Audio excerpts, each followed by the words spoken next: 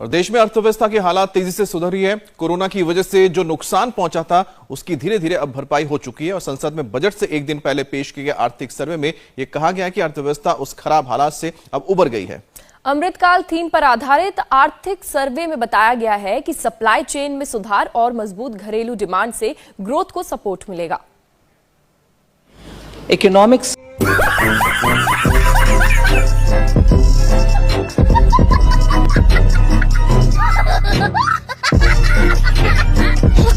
Survey 2022-23, Economic Survey 2022-23 highlights, and Economic Survey 22-23 statistical appendix. Sir, with your permission, I rise to lay on the table. आम budget से 24 घंटे पहले वित्त मंत्री निर्मला सीतारमण ने संसद में देश का आर्थिक सर्वे पेश किया, जिसमें आज पेश होने वाले बजट के कुछ संकेत मिले। वित्त मंत्री ने आर्थिक सर्वे की रिपोर्ट में जो आंकड़े पेश किए हैं, उनसे महंगाई और बेरोजगारी पर काबू पाने, साथ ही इंडस्ट्रियल ग्रोथ के बढ़ने की उम्मीदें जगी हैं। आर्थिक सर्वे के मुताबिक फाइनेंशियल ईयर 2023-24 के लिए साले को छोड़ूंगा नहीं। ये जीडीपी ग्रोथ रेट 6.5% होने का अनुमान लगाया गया है। ये ग्रोथ रेट पिछले 3 साल में सबसे धीमी होगी। वहीं नॉमिनल जीडीपी का अनुमान 11% है। वित्त वर्ष 2023 के लिए रियल जीडीपी का अनुमान 7% है, जो पिछले साल 8.7% थी। सर्वे में कहा गया है कि भारत इस साल भी दुनिया की सबसे तेजी से बढ़ती हुई प्रमुख अर्थव्यवस्था बनेगा। सर्वे के मुताबिक पीपीपी यानी परचेजिंग पावर पैरिटी के मामले में भारत दुनिया की तीसरी सबसे बड़ी अर्थव्यवस्था है और एक्सचेंज रेट के मामले में 5वीं सबसे बड़ी अर्थव्यवस्था। सर्वे में कहा गया है कि कोविड, रूस यूक्रेन युद्ध और दुनिया भर के केंद्रीय बैंकों की ओर से ब्याज दरों में बढ़ोतरी के बावजूद रेटिंग एजेंसियां भारत को सबसे तेजी से बढ़ती प्रमुख अर्थव्यवस्था के रूप में देख रही हैं।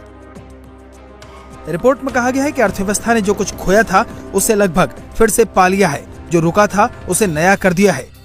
महामारी और यूरोप में संघर्ष के बाद जो गति धीमी हो गई थी उसे फिर से सक्रिय कर दिया गया है। The survey looks ahead to the medium term because the pandemic response and recovery phase is over. In fact, Chapter 1, the title itself says, State of the Economy, Recovery Complete. And therefore, after a long time, we have banking, non-banking and corporate sectors with healthy balance sheets, and they are ready to borrow and lend and invest.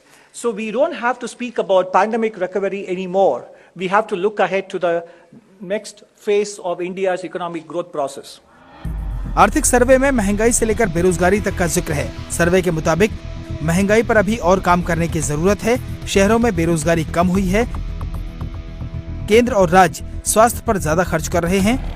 Bank का कर्ज न लौटा पाने वालों की संख्या 7 साल में सबसे कम है। गरीबों की मदद में सरकार का खर्च 7 साल में 134% बढ़ा है। 15 साल में 41.5 करोड़ लोग गरीबी रेखा से बाहर आए हैं। कृषि में निजी निवेश 9.3% बढ़ गया है। आर्थिक सर्वेक्षण पेश किए जाने के बाद पीएम मोदी ने ट्वीट करके लिखा कि आर्थिक सर्वेक्षण भारत के विकास पथ का एक व्यापक विश्लेषण प्रस्तुत करता है, जिसमें हमारे राष्ट्र के प्रति वैश्विक आशावाद, इंफ्रा पर ध्यान, कृषि, उद्योगों में वृद्धि और भविष्य के क्षेत्रों पर जोर शामिल है। गृह मंत्री अमित शाह ने भी ट्वीट कर आर्थिक सर्वे पर प्रतिक्रिया दी। गृह मंत्री ने लिखा कि आर्थिक सर्वे 2023 पुष्टि करता है कि एक अनुभवी कप्तान पीएम नरेंद्र मोदी ने महामारी के बावजूद अर्थव्यवस्था को सुचारू रूप से संचालित किया है। जब दुनिया मंदी का सामना कर रही है, ऐसे समय में भी भारत सभी क्षेत्रों में विकास और आशावाद दिखाता रहा। अब भारत एक वैश्विक महाशक्ति के रूप में उभरने के लिए तैयार है। आर्थिक सर्वे के आंकड़ों से पीएम मोदी से लेकर गृह मंत्री तक गदगद हैं, लेकिन विरोधी दलों के तेवरों पर कोई फर्क नहीं पड़ा। विपक्ष का कहना है कि आर्थिक सर्वे के आंकड़ों का हकीकत से कोई लेना देना नहीं है। इंडिया टीवी हर वक्त हर जगह डाउनलोड करने के लिए सर्च करें India TV news Google play store या ऐप स्टोर पर।